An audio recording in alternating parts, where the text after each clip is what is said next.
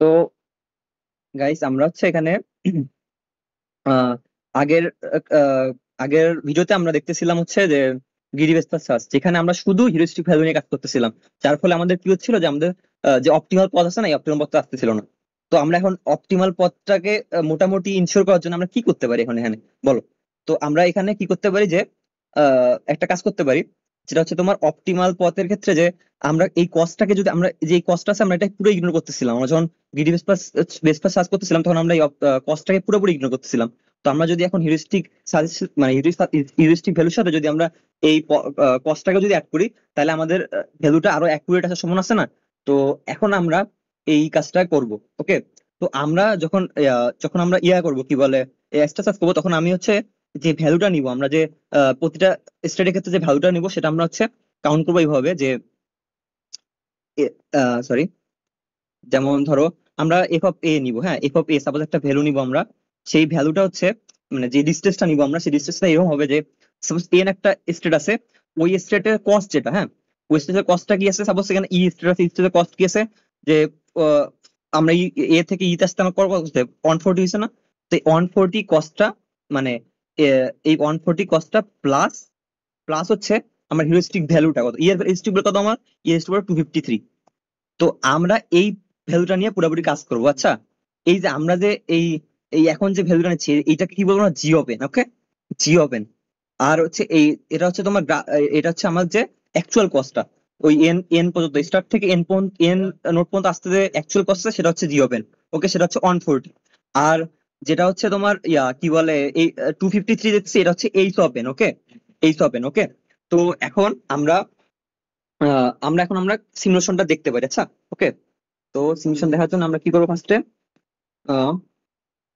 ওকে, ওকে, wait, ওকে, হ্যাঁ। তো আমরা এখন এখন আমরা সিমুলেশন দেখবো। ওকে।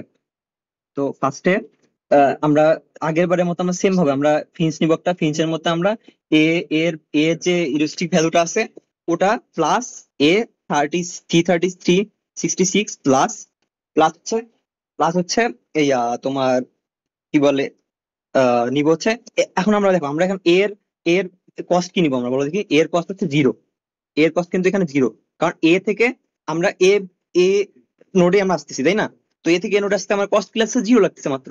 তো আমার জিরো হইলে আমার এটার ভ্যালু কি যাচ্ছে, ওই সেমই থাকতেছে, তাই না? ইউএসটি ভ্যালু সময় যাচ্ছে, তাহলে এ 366 হইলো। হ্যাঁ, এখন আমাদের নেক্সট নেক্সট যে এর যে আমাদের চিলড্রেন গুলোকে আমরা নিবো, তাই না? আমাদের যে নিয়ম জানি চিলড্রেন গুলোকে আমরা অ্যাড করবো। চিলড্রেন গুলো কি আছে, সি সি ছিল, তো এখন সি এর সি কে আমরা নিয়ে আসবো, ই কে আমরা নিয়ে আসবো, ই কে আমরা নিয়ে আসবো, এবং আমরা নিয়ে আসবো হচ্ছে তোমার বি কে নিয়ে আসবো। ওকে। এখন এই সিই বি এই তিনটার মধ্যে তিনটার ভ্যালু গুলাকে আমাকে নিয়ে আসতে হবে সেম ভাবে যেভাবে আমরা এর ক্ষেত্রে বের করলাম। ওকে। তো এর ক্ষেত্রে আমরা কিভাবে বের করছিলাম সেটা আমরা এখন আবার সি এর ক্ষেত্রে করবো, ই এর ক্ষেত্রে করবো, বি এর ক্ষেত্রে করবো। ওকে।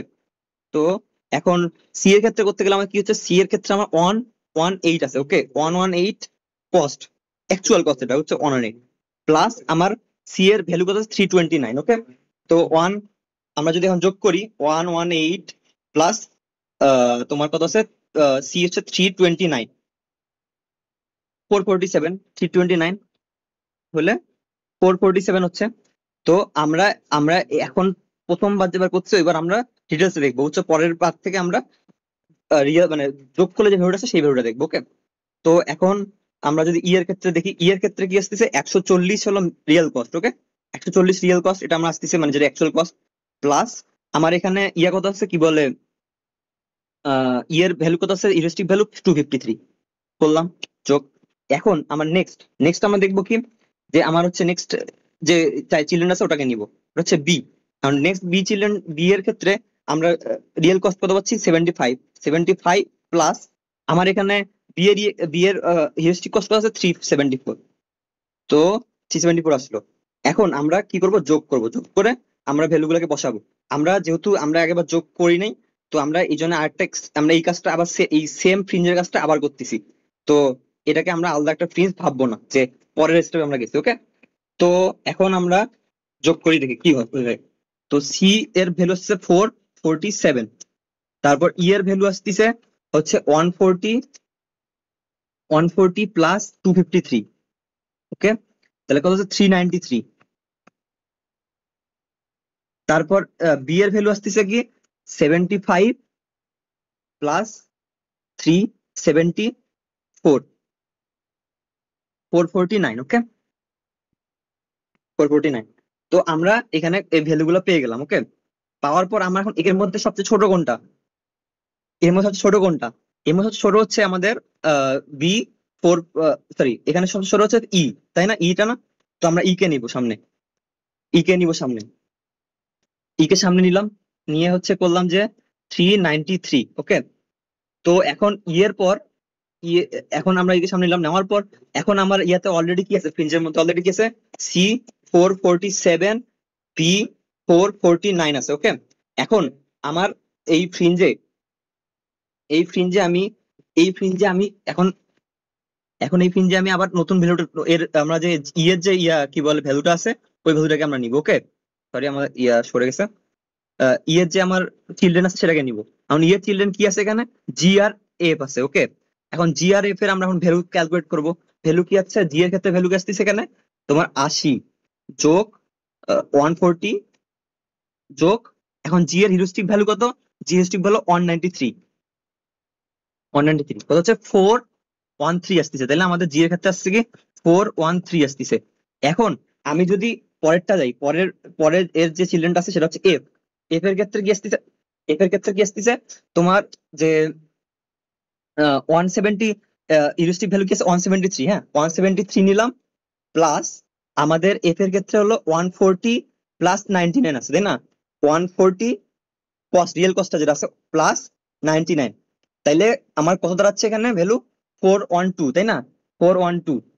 তো এখন আমরা যদি 412 নেই, সরি এটা আমার লেখা বুঝতে অসুবিধা হচ্ছে আমাদের, একটু বুঝে নিও আচ্ছা কষ্ট করে। তো এফ এফ 419 নিলাম, সরি 413, এটা সরি 413, এটা কিন্তু 13, ও সরি 12, 12 মিস্টেক হয়ে গেছে বাই মিস্টেকলি, এটা হলো 12, ওকে। আরে 12, এটা হচ্ছে 12, এটা হচ্ছে 12। তো এখন এফ এফ 12, এফ 412, এটা হচ্ছে ছোট ছোট, কারণ আমার যেগুলো অলরেডি আছে সেগুলো আমরা আগের মতো সেম ভাবে করবো, সি 447 লিখবো, তারপর বি 449 লিখবো, তারপর জি এর ক্ষেত্রে লিখবো 413, সেম ভাবে লিখবো। লেখার পর আমার এফ এর পর ইয়া কি আছে, কি বলে চিলড্রেন কোনটা আছে, চিলড্রেন একবার আছে কি আই আছে। এখন আই এর ক্ষেত্রে আমরা চিলড্রেন কি ধরবো এখানে, আই এর কিন্তু অলরেডি হিউরিস্টিক ভ্যালু কি আমরা জানি জিরো, আই এর হিউরিস্টিক ভ্যালু কি আছে জিরো, কারণ গোলে সবসময় কি হয় হিউরিস্টিক ভ্যালু সবসময় জিরো হবে, সেটা দেওয়া থাকুক না থাকুক আমরা বুঝে নিতে হবে, আচ্ছা। তারপর আমার এখানে এই এফ থেকে আমার হলো ইয়া কি বলে, সরি আই থেকে আমার পুরো ভ্যালুটাকে এখন হিসাব করতে হবে, যেহেতু আমার জিরো আছে কিন্তু আমার রিয়েল, আমার তো অ্যাকচুয়াল কস্ট আছে তাই না, অ্যাকচুয়াল কস্টটাকে আমার ধরতে হবে না। তো অ্যাকচুয়াল কস্টটাকে যদি আমি ধরতে যাই তাহলে কি হচ্ছে 75 প্লাস, সরি 75 না, সরি এটা ভুলে গেছে, 140 প্লাস 99 প্লাস, এই যে আমরা কিন্তু কি হচ্ছে 140 পাইলাম, পাওয়ার পর তারপর 99 নিচ্ছি, তারপর নিচ্ছি হলো 211 নিব, নেওয়ার পর আমরা কি পাচ্ছি, আমরা একটা পাচ্ছি 450, এর কস্ট পাচ্ছি 450, হ্যাঁ 450। কিন্তু আমাদের এর মধ্যে কি দেখো, আমার অলরেডি আমরা যদিও আমরা ইয়াতে আসছি গোল্ড স্টেট আসছি, কিন্তু এর চেয়ে আমার লোয়েস্ট কস্ট আছে কি আছে না বলো, আমার অলরেডি কিন্তু লোয়েস্ট আছে, তো কিন্তু তবু আমরা কিন্তু এখানে এক্সিট করবো না, কারণ আমার লোয়েস্ট কস্ট এখনো আছে। তো লোয়েস্ট কস্ট যেহেতু আছে তাহলে আমি কি করবো, আই 450 থাকা, আই 450 মানে গোল গোল থাকার পরও আমি কিন্তু জি জি 13 কে নিবো, কারণ যেহেতু জি 413 কে নিবো, কারণ হচ্ছে এর হলো লোয়েস্ট কস্ট আছে একটা অলরেডি, তো নিবো। নেওয়ার পর যদি আমার আই 50, আই আই 50 যখন মানে যখন আমার গোলটা যখন আগে থাকতেছে ফ্রিঞ্জের মধ্যে, তখন যদি কোনো লোয়েস্ট ভ্যালু না থাকে, আহ, যদি আইটা যদি লোয়েস্ট হয়, তাইলে ওটা হচ্ছে আমার ইয়ে হবে কি বলে, আহ, যদি আই আই ওটা থাকে তাইলে আমি অবশ্যই নিবো, মানে তাইলেই আমি করতে পারবো, নাইলে আমি কিন্তু, নাইলে কিন্তু আমি এক্সিট করতে পারবো না। যদি আমার এখানে সবচেয়ে লোয়েস্ট আই থাকে, গোলটা থাকে, তাইলে আমি এখানে হলো ইয়া করতে পারবো কি বলে, এক্সিট করতে হবে এখানে, নাহলে আমি এক্সিট করতে পারবো না। তো আমরা এখন এখানে কি করবো, জি এর ক্ষেত্রে, এই জি এর ক্ষেত্রে আমরা কি নিবো, জি এর ক্ষেত্রে আমার অলরেডি কিন্তু চিহ্ন আছে এইচ, তখন জি এর জন্য আমাকে এইচ টাকা আবার অ্যাড করতে হবে। তো আমরা আগের মতো সবগুলো অ্যাড করবো, 447, তারপর বি 449, একটু কষ্ট হবে বুঝতে পারি, একটু ট্রাই করতে তোমরা বুঝতে পারবা, এই ভিডিওটা আবার দেখলে তোমরা বুঝে ফেলবে, বুঝতে পারবে ইজিলি। তারপর জিটাকে আমরা যেহেতু নিয়ে এসেছি, আমরা আবার ভুলে জিটাকে অ্যাড করছি, জি কে নিয়ে এসেছি, জি দিয়ে আমরা অ্যাড করবো না আর। তারপর আমরা নিব হচ্ছে তারপর নিব হচ্ছে আমরা আই 450 কে নিব। এরপর আমরা কি করবো, এইচ কে অ্যাড করবো, কারণ এইচ এর আমরা এখন ভ্যালু আবার ক্যালকুলেট করতে হবে আমাদেরকে। মানে এইচ এর ভ্যালু আমরা কি ক্যালকুলেট করবো, এই পর্যন্ত ক্যালকুলেট করবো, তাই না? এবার যতগুলো আছে ভ্যালু সেটা হলো এইচ এর ভ্যালু, তাই না? এর হলো কস্ট, তাই না? তো এখানে কস্ট 140 প্লাস 80 প্লাস 97, ওকে, 97। তো আমরা পাচ্ছি 317 প্লাস, আমাদের কিন্তু এক্ষেত্রে জিরো না, এইচ এর কিন্তু হিস্ট্রিক ভ্যালু জিরো না, আমার এইচ এর ভ্যালু আছে অবশ্যই। তো এইচ এর হিস্ট্রিক ভ্যালু কি 98, যেহেতু এটা গোল্ড স্টার না, তাই না? তো এখানে আমার 415 আসতেছে। হ্যাঁ, 415 আসতেছে, 415 আসছে। দেখছো এখানে আমরা কি আই এর যে ভ্যালুটা, আমাদের গোল্ড স্টারের একটা ভ্যালু অলরেডি ছিল না, ওটা হচ্ছে কিন্তু এইচটাও কিন্তু ছোট, দেখছো? তাইলে আমরা কি করবো, এইচটাকে অবশ্যই আবার বাইরে বের করবো। তো এইচকে বাইরে বের করলাম, মানে এক্সট্রাক্ট করলাম আমাদের ইয়া থেকে, ফ্রিঞ্জ থেকে। এক্সট্রাক্ট করলে 415 আসতেছে এখানে, 415। লেখাগুলো একটু কষ্ট করে বুঝি না, আমার লিখতে অসুবিধা হচ্ছে তো। যাই হোক, তারপর সি 447, তারপর বি 449, আমরা যেভাবে আর কি লিখি, যেগুলো আমাদের থাকবে ওগুলোকে লিখে নেবো আবার 450। এখন আমার আই এর ভ্যালু এখানে বলো দেখি, আই এর এখন আমার আবার আমরা আইতে চলে আসছি না, আইতে আসছি। এখন আই এর আমার তো হিউরিস্টিক ভ্যালু আবার নাই, জিরো। এখন আমার এটা এটা আমি কোন মানে আইটাকে আমি কিভাবে হিসাব করবো, আমার শুধু যে অ্যাকচুয়াল কস্ট আছে ওটাকে নিব। আর যেহেতু হিউরিস্টিক ভ্যালু জিরো, তাহলে আমরা ওটাতে অ্যাড করবো না। তাহলে আমার কস্টটা শুধু কি আসতেছে এখানে, আমরা শুধু কস্টটাকে নিবো, তাহলে না 114 প্লাস 80 প্লাস, এই যে আমাদের এই কস্টটাকে নিচ্ছি, এই কস্টটাকে নিচ্ছি, 140 প্লাস 80 প্লাস 97, 97, 97 প্লাস হচ্ছে 11, ওকে।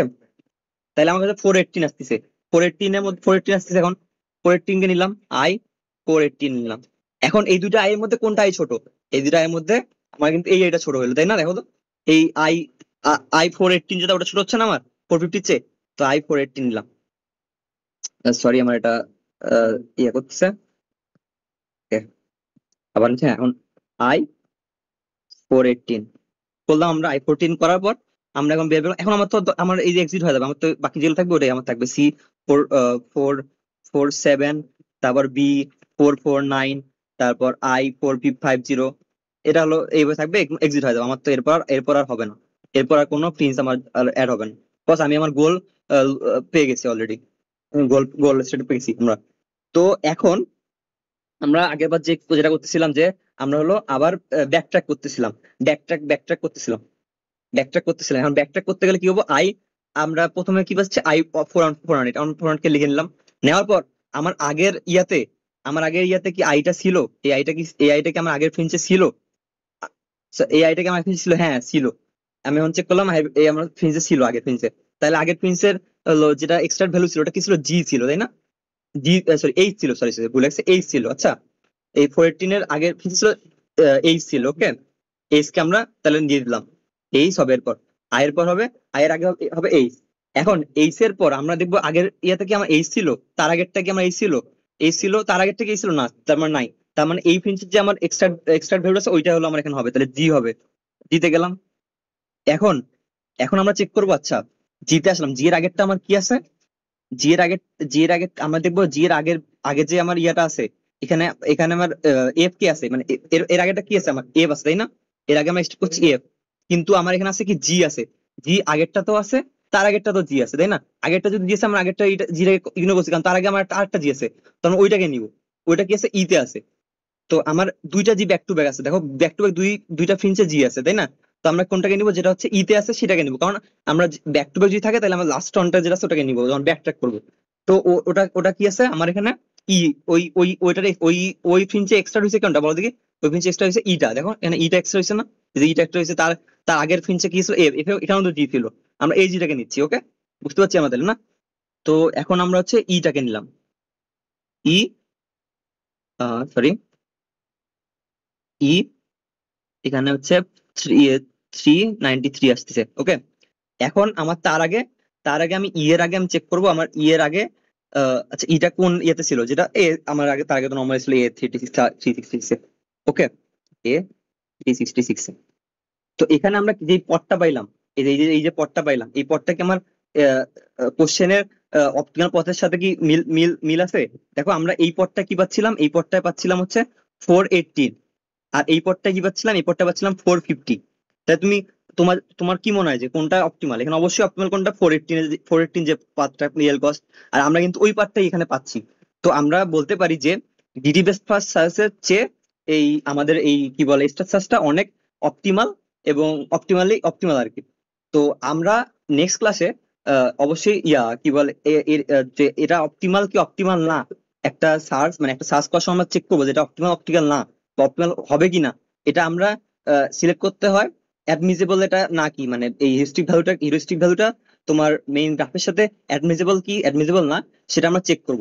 সেটা চেক করতে পারলেই যদি সেটা ঠিক থাকে তাইলে এটা আমরা অপটিমাল বলতে পারবো। তো এই জিনিসটা আমরা পরের ক্লাসে দেখবো। ওকে, তো আজকের মতো এই পর্যন্তই। সবার সবাই ভালো থেকো।